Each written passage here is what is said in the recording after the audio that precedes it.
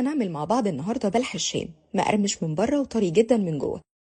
أول حاجة معانا 2 كوباية من المية، وهنحطهم على النار وننزل بنص معلقة صغيرة من الملح ومعلقة كبيرة من السكر.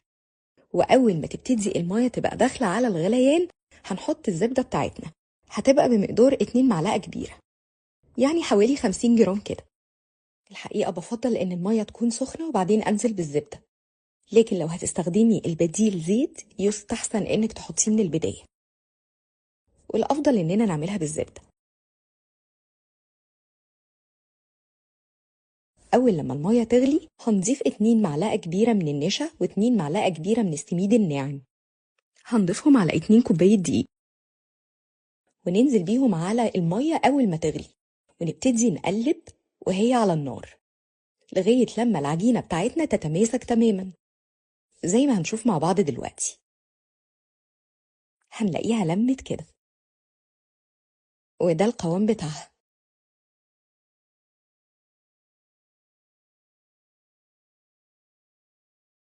هنسيبها تبرد تماما علشان هننزل بالبيض ما يستويش والعجينة سخنة.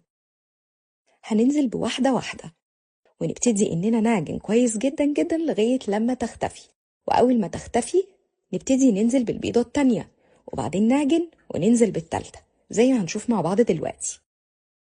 في الآخر هنلاقي العجينة بتاعتنا بتلزق.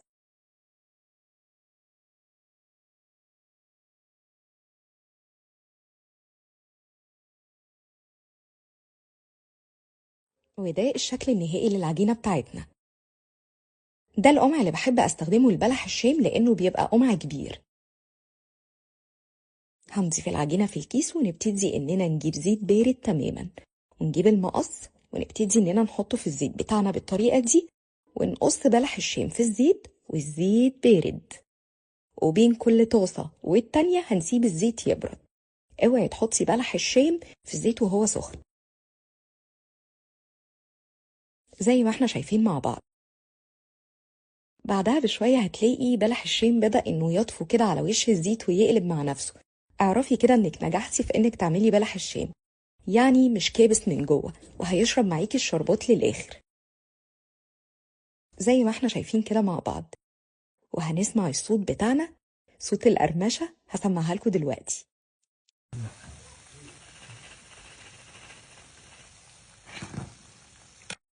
اوعي تحطي المعلقة اللي في الزيت في الشربات، دي معلقة ودي معلقة. وده الشكل النهائي.